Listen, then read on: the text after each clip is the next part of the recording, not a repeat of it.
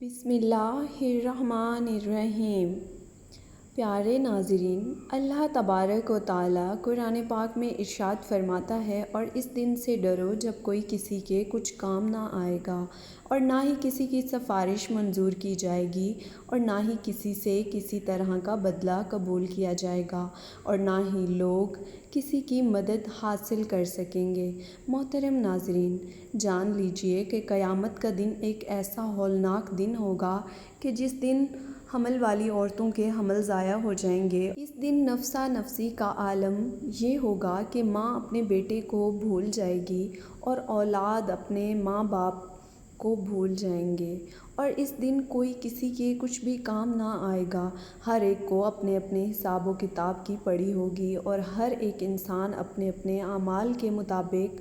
اپنے انجام کو پہنچا دیا جائے گا۔ ناظرین کرام، اس بات پر ہر کسی کا ایمان ہے کہ اس نے مرنے کے بعد روز قیامت اٹھنا ہے اور اپنے اعمال کا بدلہ لینا ہے، لیکن آج کی اس معلوماتی ویڈیو میں ہم آپ کو بتائیں گے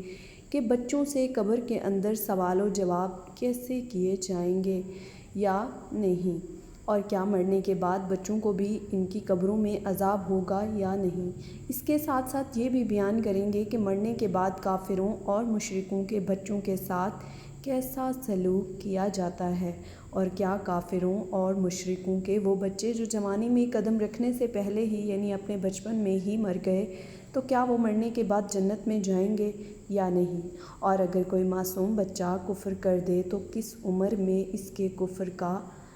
اعتبار کیا جائے گا۔ ان تمام سوالات کے جوابات قرآن و حدیث کی روشنی میں اور اس کے علاوہ بہت سی دوسری معلومات آج کی اس ویڈیو میں پیش کی جائیں گی، لہٰذا آپ سے درخواست ہے کہ اس ویڈیو کو آخر تک ضرور دیکھیے گا۔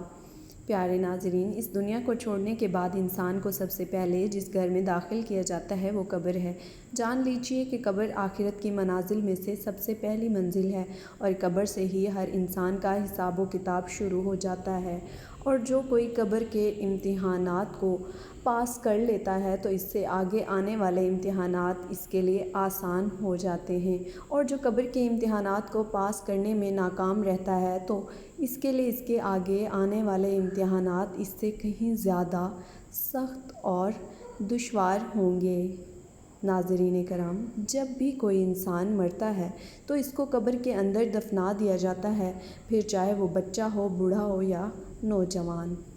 لہٰذا جیسے ہی مرنے والے انسان کو دفنایا جاتا ہے تو دو فرشتے اس کی قبر کے اندر داخل ہو جاتے ہیں، جن کو منکر اور نکیر کہا جاتا ہے۔ یہ فرشتے اس مرنے والے شخص سے سوالات کرتے ہیں، اور وہ مرنے والا انسان ان فرشتوں کے سوالات و جوابات دیتا ہے۔ اگر مرنے والا ان فرشتوں کے سوالوں کے ٹھیک ٹھیک جواب دے دیتا ہے تو اس کو جنت کی خوشخبری سنا دی جاتی ہے، اور اگر مرنے والا شخص ان فرشتوں کے سوالوں کا جواب نہیں دے پاتا تو قبر کو جہنم کا گڑھا بنا دیا جاتا ہے۔ جیسا کہ نبی کریم صلی اللہ علیہ وآلہ وسلم نے ارشاد فرمایا، قبر یا تو جنت کے باغوں میں سے ایک ہے یا جہنم کے گڑھوں میں سے ایک گڑھا، اور قبر آخرت کی منازل میں سے سب سے پہلی منزل ہے۔ جس نے اس کو آسانی سے پار کر لیا تو آگے کا معاملہ اس سے آسان ہے، اور جو اس منزل کو پار نہ کر سکا تو آگے کا معاملہ اس سے کہیں دشوار ہے۔ ناظرین کرام، آئیے اب بات کرتے ہیں کہ اگر کوئی نابالغ بچہ بالغ ہونے سے پہلے پہلے مر جائے تو کیا اس سے بھی قبر میں حساب و کتاب لیا جاتا ہے، اور کیا اس سے بھی سوال و جواب کیے جاتے ہیں؟ جان لیجئے کہ اس بارے میں مختلف روایات ملتی ہیں، یعنی روایتوں کے مطابق قبر کے اندر چھوٹے بچوں سے سوال و جواب کیے جائیں گے، کیونکہ اللہ تبارک و تعالیٰ قبر کے اندر ان مرنے والے بچوں کی عقلوں کو مکمل کر دے گا، اور پھر یہ مرنے والے بچے اپنی کامل عقل کے مطابق فرشتوں کے ان سوالوں کے جوابات دیں گے۔ جبکہ ایک دوسری روایت کے مطابق بچوں سے قبر میں کوئی امتحان نہیں لیا جائے گا، کیونکہ بچے تو معصوم ہوتے ہیں اور وہ غیر مکلف ہوتے ہیں، لہٰذا اسی وجہ سے بچوں سے قبر کے اندر کوئی سوال و جواب نہیں کیا جائے گا۔ ناظرین کرام، اب بات کرتے ہیں ان بچوں کی جو کافروں کے گھروں میں پیدا ہوتے ہیں یا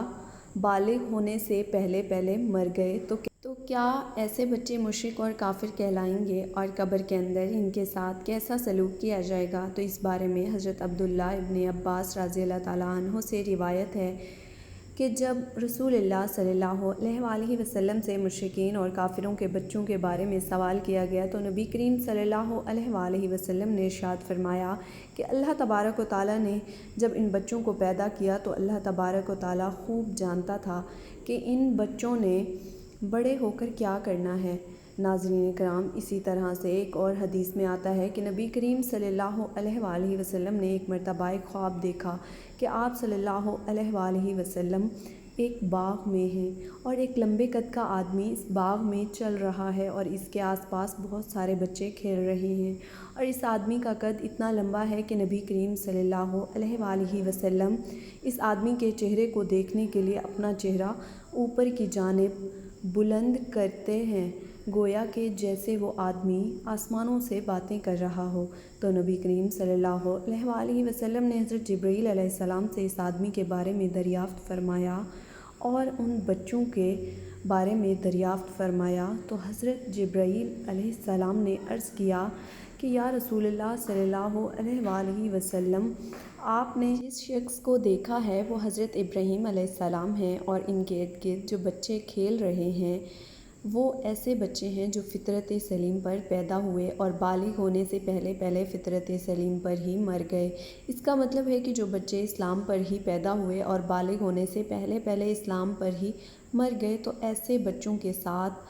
آخرت کے اندر وہی سلوک کیا جائے گا جو ایک مسلمان کے گھر پیدا ہونے والے بچے کے ساتھ کیا جاتا ہے، کیونکہ ہر پیدا ہونے والا بچہ اسلام پر ہی پیدا ہوتا ہے، جبکہ بعد میں بڑے ہو کر وہ کافر